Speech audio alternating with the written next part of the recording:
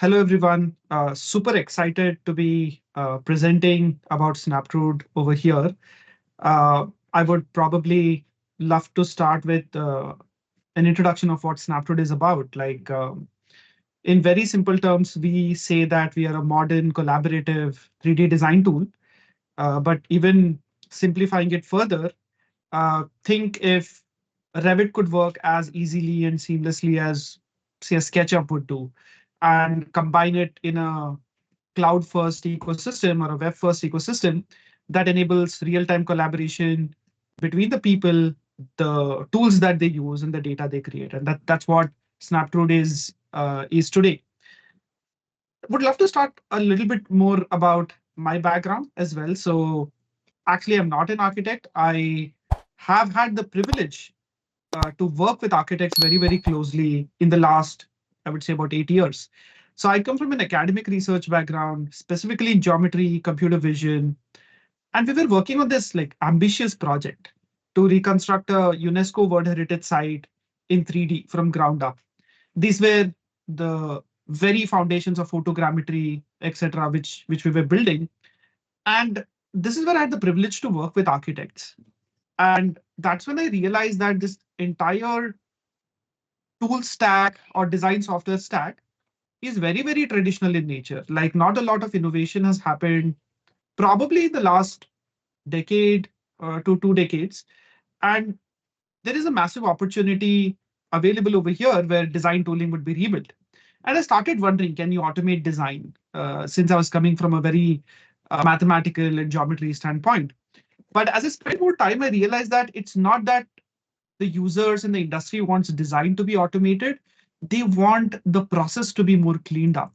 So in a very simple way, the way I re-articulate it is AC is one of the most collaborative industries that really struggles to collaborate today because the journey from early stage design to construction is not meant to be linear. It is highly non-linear. It involves a lot of stakeholders and they use a lot of different tools today, which were built mostly in late 90s or early 2000s, and they produce data which just doesn't talk well with each other. So we are left with this process where most of our attention is going to make this process and these tools and this data work rather than focusing on the main objective of designing better, more efficient, more sustainable buildings. And how do we make sure that we bring back the attention to that and solve the process? That's where this motivation started for us in late 2017 to start Snaptrude. We knew that it's a long, arduous task and a very long-term undertaking. We got uh, Axel, which is a global venture fund, to invest in us, and we were a small team. And we decided to remain in a stealth mode, try building with early partners and adapters, and make sure that the foundations work before we are actually ready to go out and communicate what we are and what we have been doing. So it took, instead of those initially thought 2 to 3 years, to close to about, I think, 5.5 years for us to get to that reasonable place where the product started to show that glimmer of promise. And the clarity from that early stage design to construction started becoming very clear. Like as I said earlier, right from the earliest stage of the design process, which is programming/concept, to construction, existing tools have boxed a very linear workflow and a linear thought process. At the end of concept comes schematic, at the end of schematic comes design development, at the end of design development starts construction. But it's very non-linear, and the process also has to remain agile because of it. You will have examples in the construction process where a project which is in design development suddenly has 30% of the budget cut off, and you have to start doing value engineering. And you would probably go back to schematic and start rethinking some of the design choices, the material choices. So you take one step forward, 2 steps back a lot of the times. And the existing tools and the systems just don't enable this seamless workflow to play out. And that's something which we said is the most important problem to solve, to enable people to collaborate and work together. Doesn't matter what tools they use, doesn't matter what data they need at what context. So how do we make a system which works for the highly non-linear workflow and build it with a modern stack, not again building it with what is 90s technology? Can we leapfrog and leverage the modern tech to solve it for the better? And as I said, like, not just the process, the tools which are involved in this processes are numerous in nature. And in no way this slide is exhaustive. I've just mentioned what are the most popular ones, but there are tens of other different tools which also get deployed in this journey. And since design iterations involve a lot of these tools that generate a lot of data, which don't work well with each other, most of our attention is making sure that this process work instead of making the better design work. And and it is built on a very old plumbing system. And every one of us in the AEC industry has figured out a way to build band-aids through plugins or custom workflows or script or design technology workflows to solve these problems for themselves. And I would say plumbing system cannot survive further beyond a certain level just on band-aids. So you have to really look at replacing the plumbing system rather than just band-aiding it with more band-aids. And that was the major conclusion that we had in this last 6, 7 years of our journey. And that is something which we have based our thesis on. So as we spent those 5 years in building out core foundations, we looked at the system to enable a system where you have a very intuitive, seamless user experience, which is the design canvas, which connects the people right from early design to construction, or has the capacity or capability to connect all of these people, and the tools that they use today, and the data these tools create, and or is necessary to take decisions at that point of time. So what I mean by this is an architect is actually an architectural team which is working on a project. How can all of them work together and take feedback and collaborate well with each other? The tools that they use in early stage are very different than the ones they use in BIM. Sorry for that. I'll just start again over here. So the foundations of Snaptrude are derived from this replumbing of the system and leapfrogging whatever challenges we are facing in the design software stack today, which is at the core have a very intuitive user experience of a design environment and enable ability to connect the people, the tools that they use today, and the data they create within those tools and or with other tools which are necessary to take those decisions. And this is what Snaptrude is all about. So I would love to show a preview of it. So as you can see over here, Snaptrude is a design tool which is all on a browser in a very intuitive canvas, which has the ability to collaborate with your existing tools, specifically Revit, or even import your data in the form of spreadsheets, start bringing up your client requirements in the form of like raw data, start designing using that, get your existing context, say for a extension or a renovation project from Revit, start configuring those spaces to create test fits, layouts. After all of those changes are done, you can still continue to work with a tool like Revit without having to lose any data. So uh, connecting all of these data sources, these are just two examples, but multiple data sources, and in an environment where you can still sketch and design so intuitively is what makes it very, very powerful. And a lot of the leapfrogging can be done using automation, where you're marrying the ability to very quickly iterate and design with the ability to automatically create the details as and when necessary. So people get all the time back to work on the design decisions, not on manually making the tools and the systems work in certain directions. And all of this again in a collaborative environment. So multiple people within the team or outside the office can actually work together, collaborate together, add comments, manage their content and assets, their furniture libraries, their data, which is uh, at the level of costing, embodied carbon, square footage, zoning calculations, all of those come together in an integrated environment right over here.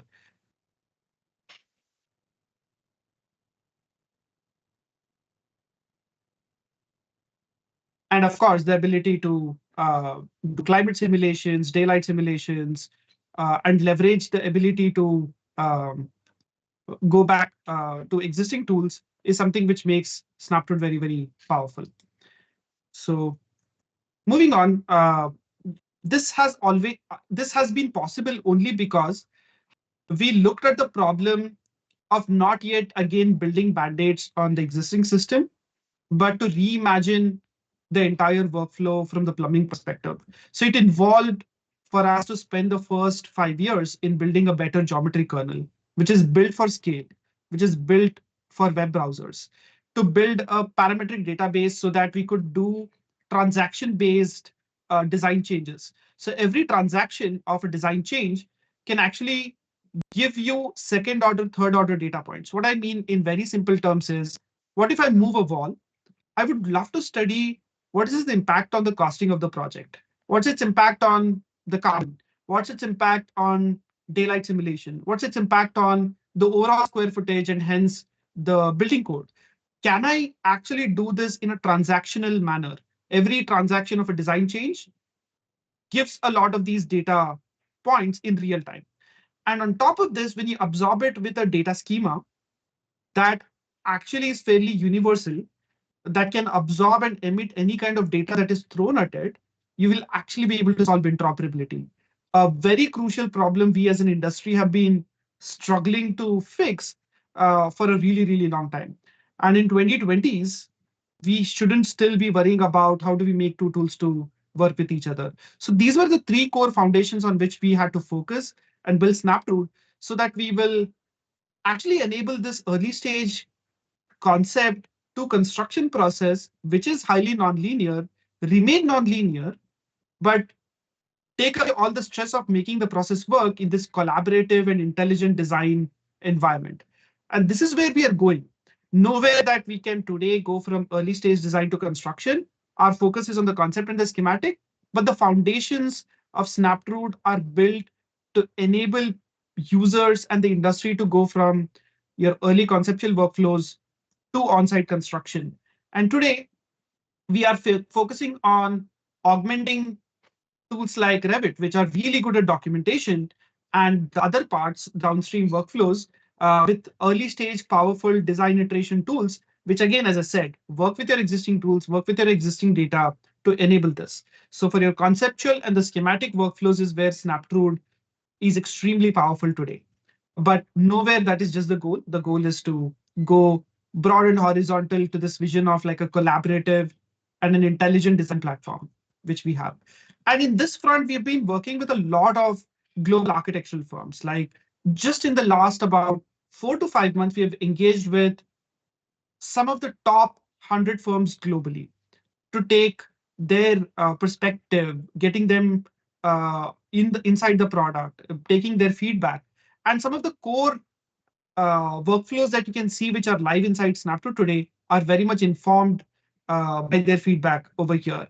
And because at the end of the day, whatever we have built right now is based on maybe these two dimensions which matter to them, maybe 3 dimensions or 4 dimensions of the things that matter to them, matter to the industry. But we would love to hear what matters to the industry at large. What are the parameters that we are missing? What are the dimensions that we are missing? And this is where taking inputs and working closely with these all the architectural firms and the AEC firms globally has been phenomenally helpful to us. And as we conclude on their learnings, this is something which we have been able to identify of how Snaptool can add value immediately to firms today, which is starting with a spreadsheet where people take a client requirement or a program requirement and draw those masses manually together. We've been able to automate that entire process through just importing a very crude spreadsheet as a CSV right inside Snaptroot, and it automatically creates the massing study, say for a hospital or a K to 12 education project or any other type of project that would require client requirements in this form. As you can see over here, this is created. And once it's created, you can not just look at the spaces, you can also understand the square footage, you can understand the dimensions, and you can even understand how they react to the targets which are necessary. So as you have been able to create these spaces, you can continue to edit them further. You can carve out new spaces out of it. Look at what is the number of counts, what is the target. So as I'm making changes to this design, you can see how the data charts and the graphs are updating, and you can even customize these to specific requirements. How is FAR changing? How is the built-up area changing? How is the carpet area changing? All of those things.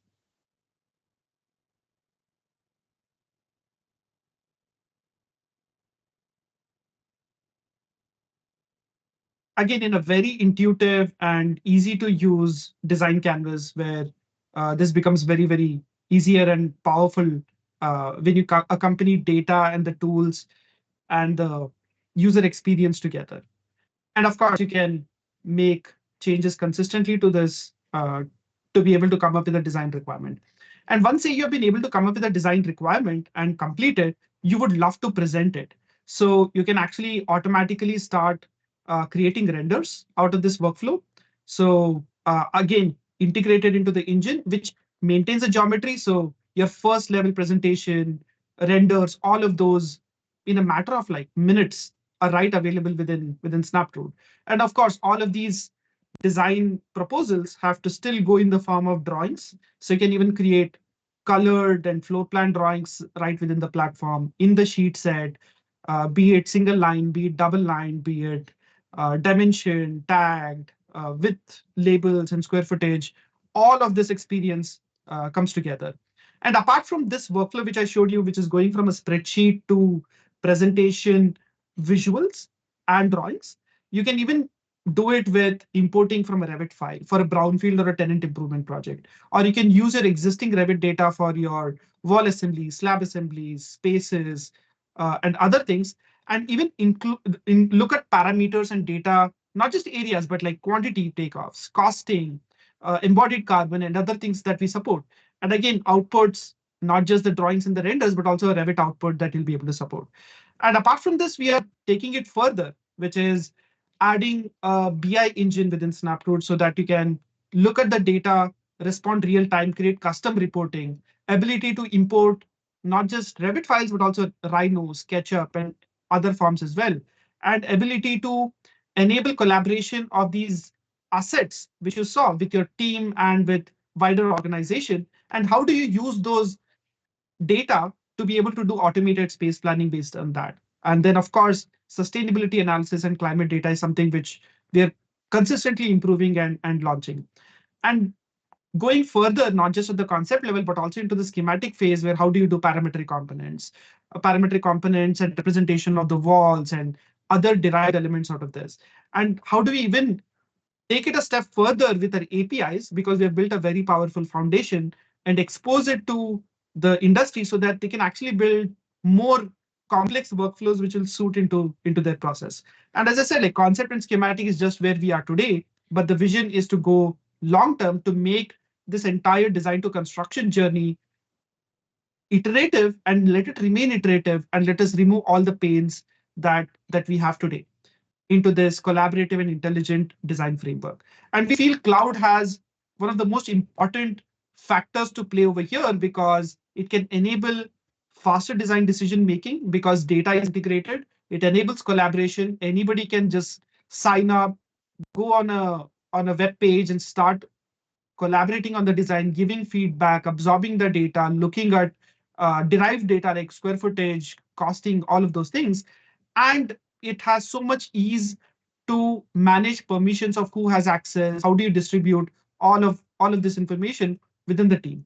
And basically, cloud enables us to actually have an integrated framework where you can leverage the real data, which is very, very powerful in AEC, to do a lot of things on top, especially in an era where AI has become so forefront.